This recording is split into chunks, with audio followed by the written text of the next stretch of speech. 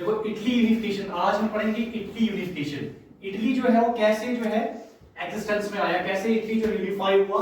Different parts में भी पहले इटली जो है डिवाइड था। अगर हम बात करते हैं यूरोप की, जहां पर हमने फ्रेंच रेवोल्यूशन के बारे में पढ़ा, डिफरेंट मूवमेंट्स के बारे में पढ़ा।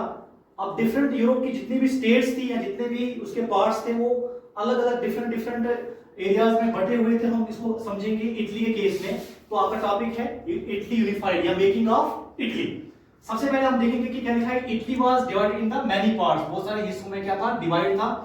ये वाला हिस्सा देखेंगे हम, ये वाला जहां पर इसको ब्लैक शेडिंग की गई है, इस वाले हिस्से में और इस वाले हिस्से में अगर हम बात करें तो यहाँ पर ये जो एरिया है इसको सार्डिनिया पेरिमोंट के नाम से जाना जाता है। यहाँ पर किसका रूल था, विक्टर एनामुल का रूल था। विक्टर एनामुल एक प्रिंस था, उसका यहाँ पर रूल था। उसके बाद हम देखें ये वाला हिस्सा जो नॉर्थ वाला है रेड शेड में, यहाँ पर ऑस्ट्रियन हैब्सबर्ग एम्पायर का रूल था। मतलब एम्पायर यानी कि जिसके अंदर बहुत सारे जो है एरियाज आते हैं। तो ये था ऑस्ट्रियन हैब्सबर्ग के अंडर। उसके बाद नीचे वाला एरिया जो मिडिल वाला है, मिडिल इटली जो है, यहाँ पर पोप का रूल था। पोप यानी कि जो रिलीजियस मतलब कि जो सेक्शंस हैं उसके साथ ज्यादा बिलोंग करते हैं। तो उसके बाद हम नीचे देखें, ये जो साउथ वाला है, साउथ इटली, यहाँ पर किसका रूल था, Bourbon king of Spain, Bourbon dynasty, जो आपको मैंने बताया था। बॉर्बन डायनेस्टी स्पेन का एक किंग था जो बॉर्बन डायनेस्टी से बिलोंग करता था। वहां यहाँ पर इस वाले हिस्से में जो है साउथ इटली में इनका रूल था।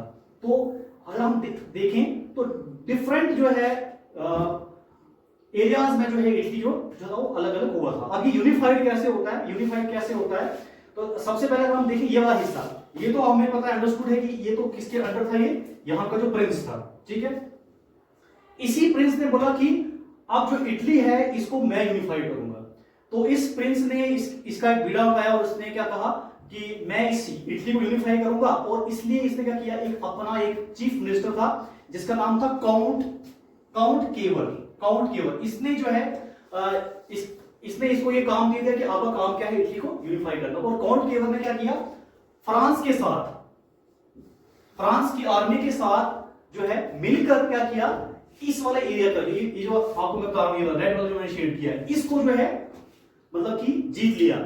Defeated the Austrian Habsburg empire, इसको इन्होंने हरा लिया और ये वाला हिस्सा जो है जीत लिया जाता है। किसके द्वारा, विक्टर एनामुल के द्वारा। किसकी हेल्प के साथ, काउंट केवर की हेल्प के साथ। आगे समझिए वाला। नीचे वाला देखो, अब यहां पर हम इसको भी यही रखते हैं, इसको समझते हैं। इसमें भी क्या किया जाता है, यहां पर जो है ये काउंट केवर जो होता है, अब ये किसकी हेल्प लेता है, मैंने आपको बताया था कि इटली में कुछ जो सीक्रेट सोसाइटीज बनाते थे, जिसमें आपको बताया था गुसेपी मज़ेनी, उसने एक सोसाइटी बनाई थी सीक्रेट सोसाइटी, जिसका नाम था यंग इटली। वो फेल हो गई थी। उसके बाद एक और जो यहाँ पर व्यक्ति है जिसका नाम है गुसेपी गैरिबल्डी, उसके पास बहुत सारी आर्मी होती है। उसकी आर्मी की हेल्प के साथ ये काउंट केवल करता है, उसकी हेल्प लेके 1860 में इस वाले हिस्से को भी जो है वो जीत लिया जाता है। यहाँ पर भी जो है बॉर्बन डायनेस्टी होती है उसको हरा दिया जाता है, ठीक। उसके बाद हम जब बात करते हैं, ये जो हिस्सा बचता है कौन सा, ये सेंटर वाला हिस्सा पोप, ये देखते हैं कि ये भी जीता हुआ है, ये भी जीता हुआ, ये भी जीता, मैं तो अकेला पड़ गया। ये डर जाता है और ये खुद आत्मसमर्पण कर लेता है और इनके साथ क्या हो जाता है, मिल जाता है। और इस तरीके से हम अगर देखें तो पूरा का पूरा इटली जो होता है, ये पूरा का पूरा क्या हो जाता है, यूनिफाई हो जाता है।